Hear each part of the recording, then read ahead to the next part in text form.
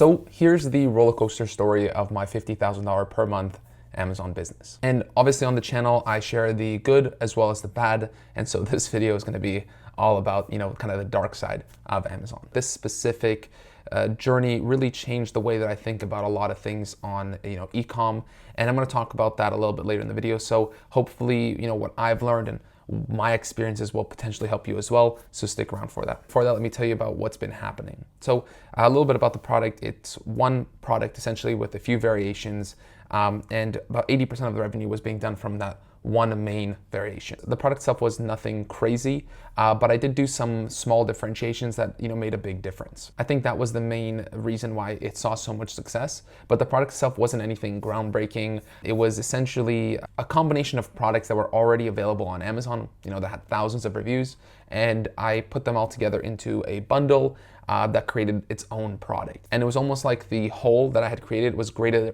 than the individual pieces. And obviously that was shown by success and the rapid success of the product. For the first 6 months, the main issue I had been facing was trying to keep the product in stock, because back around 1 year ago was when we had all those inventory limits on Amazon.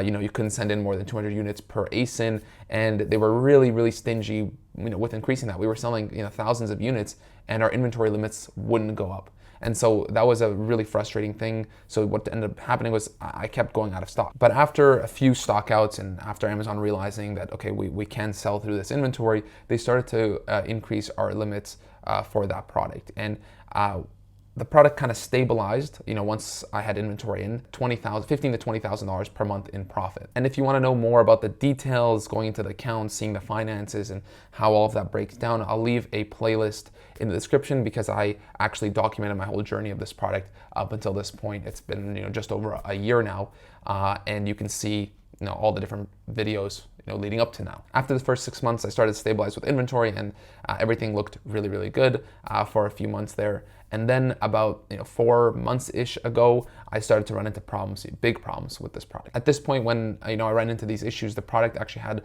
over 1,000 reviews. And it was right before Q4 that the product got taken down for the first time as a restricted product. I've had problems like this in the past.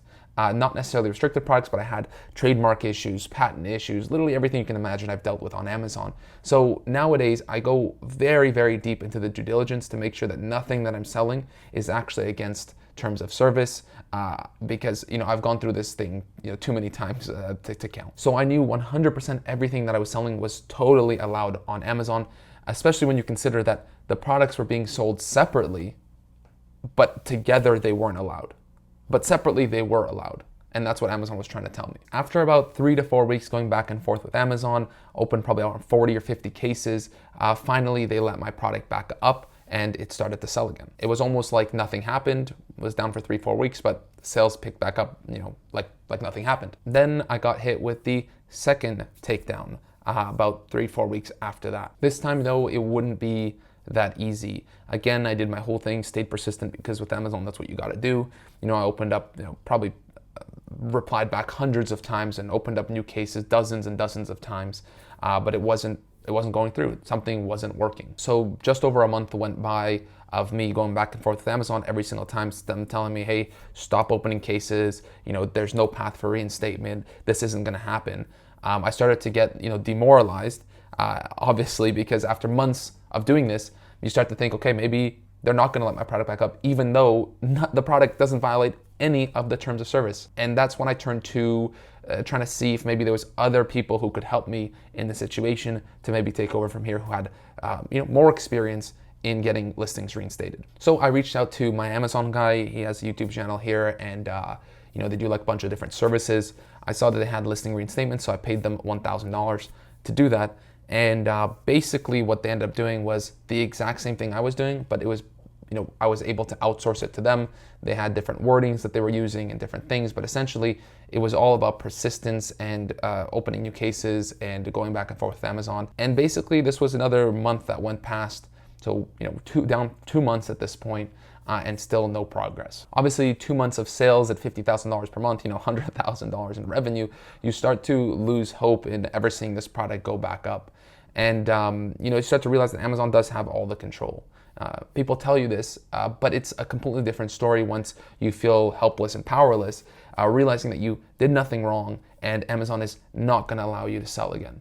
And since that first and second takedown, I've had my product taken down another 3-4 times. And my Amazon guy did help me with that time, that second time to get it reinstated after another month. We did get it up. But the rest of them, the other 3 times, 4 times, I had to do it myself because they really only deal with one takedown. So they got that, that product got taken down, they helped it come back up. And then, a week later it got taken down again. And so then I was on my own. So I'm sure they know what they're doing. They're great. But for me, my product, it wasn't something that they could help me with because I wasn't going to pay $1,000 each time to get my product reinstated. So I had to basically do it myself. And with every reinstatement, I saw my sales go down from, 80 sales per day, then to 60 sales per day, then to 40 sales per day, 20, 10, and that's where the product is right now. We're around 10 sales per day, down from 80 sales per day, averaging. And from my understanding, the reason for that is because the way Amazon works is it works on a 30, 60, 90, 180 day cycle. And basically that means is they look at like how many sales did you get in the last 30 days? How many sales did you get in the last 60 days, in the last 90 days, in the last 120 days, 180 days? And if your numbers aren't right and they don't look good, especially for a more mature product like mine was, over 1,000 reviews, they start to de-rank it. And because they see like your running average of sales is actually not that high. Obviously, since it was taken down for 4 out of the 6 months that I was selling, the stats were not going to look good. And that's where I am now. For the future, what I'm working on is actually being able to diversify myself from Amazon. I've talked about this on the channel before, and the plan is in full swing. We actually have TikTok going, Instagram going, Pinterest, Facebook Reels, like all sorts of different avenues that the content is being repurposed on.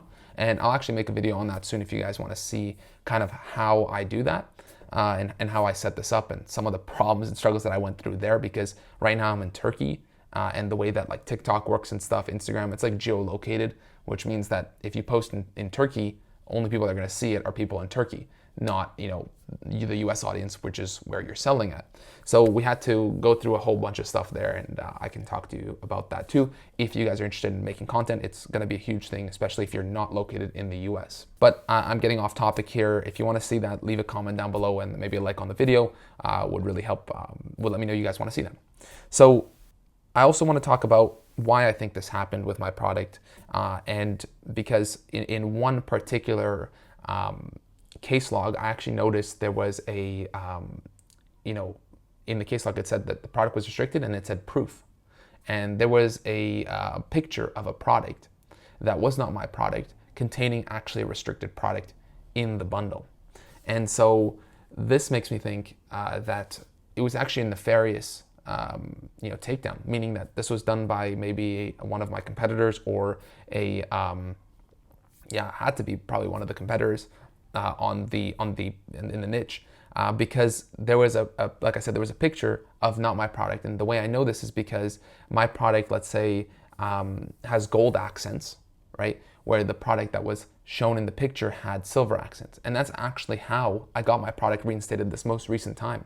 I had to prove to Amazon that the product they're showing me was not, like the product in the picture that was breaking the TOS was actually not my product, because it was, I don't sell a product with that, let's say, with that color, let's say. I don't sell those.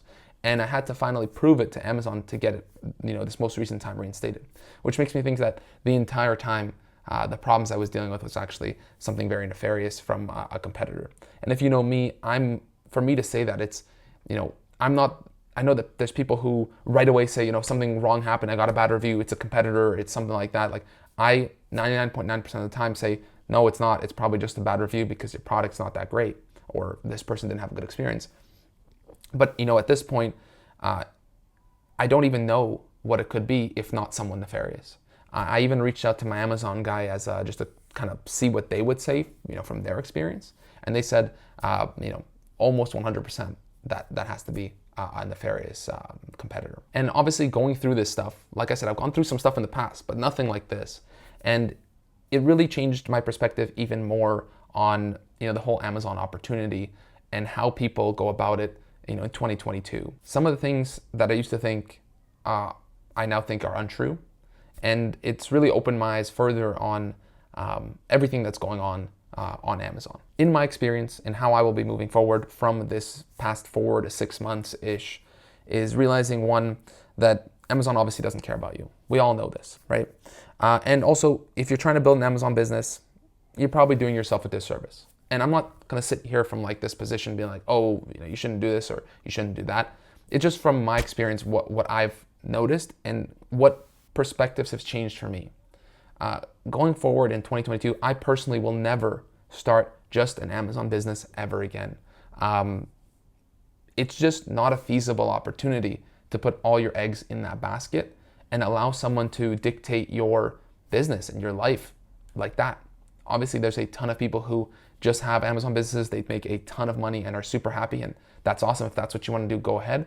I just think that that's a perspective that's really changed for me, and I never will be going into a business just relying on Amazon solely, ever again. I also see that online, people talk about, guilty, here too, Amazon business, Shopify business, all these different businesses, but the reality is Amazon, Shopify, these things are just tools. Amazon is a tool in your greater business. You must have an umbrella, this is your business. And then you have different avenues, different tools like Amazon, Shopify, if you want to sell on Walmart or eBay or Etsy. Those are all platforms and tools for your business. In my opinion, they can't be anymore your whole business. It's just too volatile. So what does that change for the channel? What does that change for me and for you guys? Basically, going forward, this channel will still have Amazon FBA tips, Amazon FBA stuff, because this is what I've lived and breathed since 2017. This is, what I know the most out of anything that I know. I know Amazon FBA. That's me. And so I will continue to share the stuff that I learned and the stuff that I know. But I'll also be documenting my journey of,